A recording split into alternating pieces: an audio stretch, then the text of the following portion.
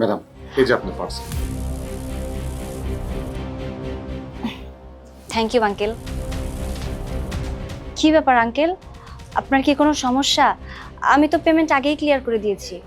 হ্যাঁ ম্যাডাম, তা তো ঠিক আছে। আমার ফোনে মনে হয় কোনো সমস্যা হয়েছে।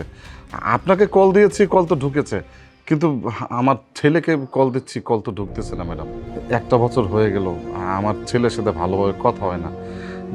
ওর যখনই টাকার প্রয়োজন হয় তখন ও আমাকে কল করে, তাছাড়া আর ওর সাথে আমার তেমন কথাটা হয় না। ম্যাডাম, অন্য সময় ফোন দেই আর ফোন ঢোকে না। আমি 2-3টা ফোন এরই মধ্যে চেঞ্জ করেছি, তারপরে ওই সমস্যা ওই একটাই থেকে যায়। আর আমার তো ইনকাম অতটা নেই যে আমি রোজ রোজ ফোন চেঞ্জ করতে পারবো। বুঝতে পেরেছি। আচ্ছা আঙ্কেল, আপনার ফোনটা আমাকে দিন, আমি একটু ট্রাই করে দেখি। জি জি।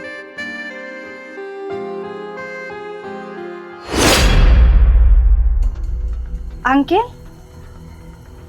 এই ছবিটা কার?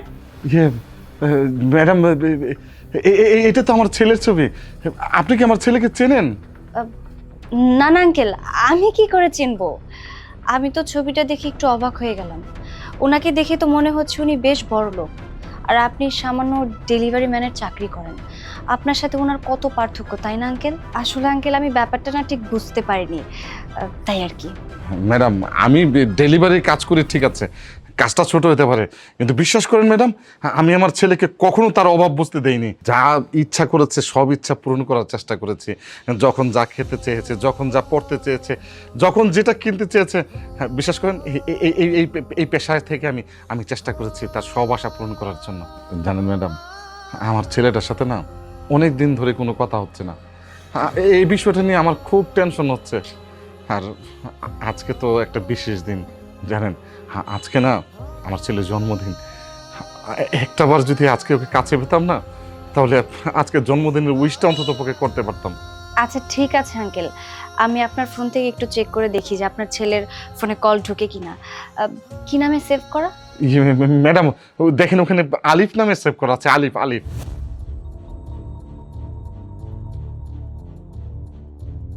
The number you are trying to call is currently not reachable.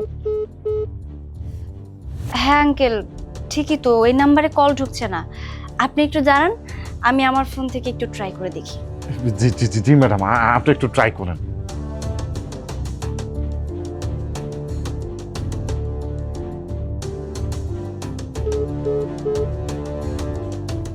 Uncle, আমার ফোন থেকে তো কল ঢুকছে না। আমার মনে হয় নেটওয়ার্কের প্রবলেম, সেজন্য কলটা বারবার কেটে আসছে। আচ্ছা আঙ্কেল, আপনি একটা কাজ করুন, আপনি এখন চলে যান। আমি আমার ফোন থেকে বেশ কয়েকবার ট্রাই করে দেখবো, যদি কলে পেয়ে যাই তাহলে আপনাকে আমি জানাবো। আপনার ফোন নাম্বার তো আমার কাছে আছেই। ঠিক আছে ম্যাডাম, আপনাকে অসংখ্য ধন্যবাদ। আঙ্কেল, এই যে আপনার ফোনটা নিন, ঠিক আছে ম্যাডাম। আপনি আসুন।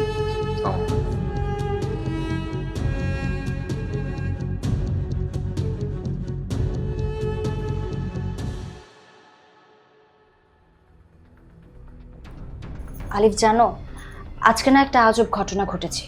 আজব ঘটনা? কি হয়েছে? আজকে না এই কেকটা ডেলিভারি দেওয়ার জন্য একটা আঙ্কেল এসেছিল। হ্যাঁ তো? ওনাকে দেখে অনেক চিন্তিত মনে হলো, তাই আমি ওনাকে জিজ্ঞেস করলাম, আঙ্কেল পেমেন্ট নিয়ে কি কোনো ঝামেলা হয়েছে? আমি তো পেমেন্ট সবকিছু ক্লিয়ার করে দিয়েছি। উনি তখন আমাকে বললেন যে না, পেমেন্ট নিয়ে আমার কোনো সমস্যা নেই।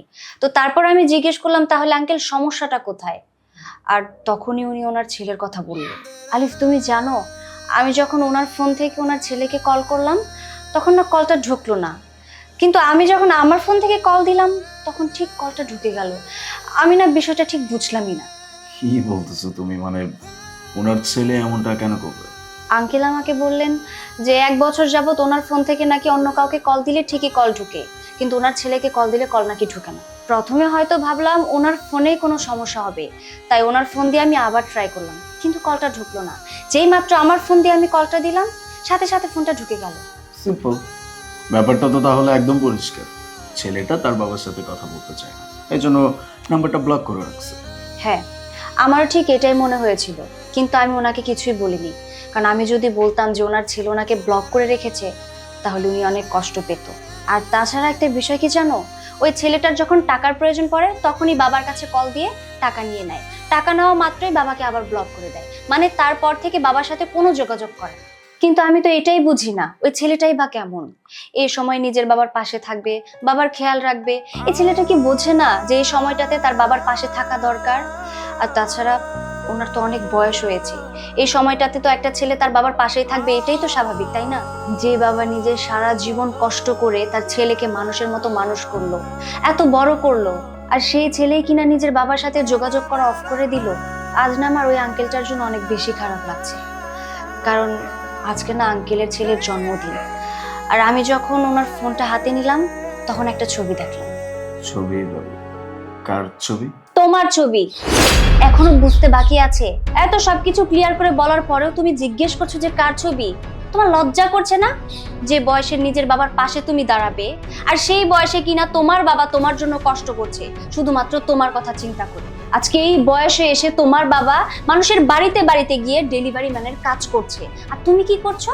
তুমি বাসায় বসে এসির হাওয়া খাচ্ছ, তাই না? আচ্ছা, তোমার কি একবারও মনে হয় না যে তুমি তোমার বাবার পাশে গিয়ে দাঁড়াবে?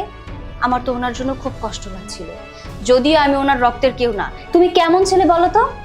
যাই হোক, যে ছেলে নিজের বাবাকে এইভাবে ধোকা দিতে পারে, সেই ছেলে যে 2 দিন পর আমাকে ধোকা দিবে না তার কি গ্যারান্টি আছে?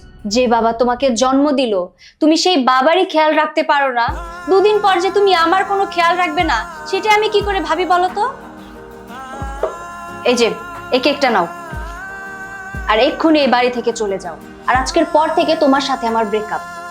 আমি তোমার কাছে হাত জোর করে বলছি, এখনো সময় আছে, নিজের বাবার সাথে ভালো সম্পর্ক রাখার চেষ্টা করো, নিজের বাবার কাছে গিয়ে ক্ষমা চাও, আর হ্যাঁ, নিজের বাবার সাথে গিয়ে বার্থডে সেলিব্রেট করো।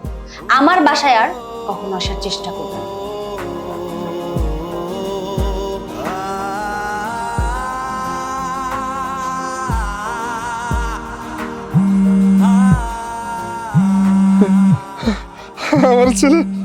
আমার ছেলে আলিফ ফোন দিয়েছে আমার।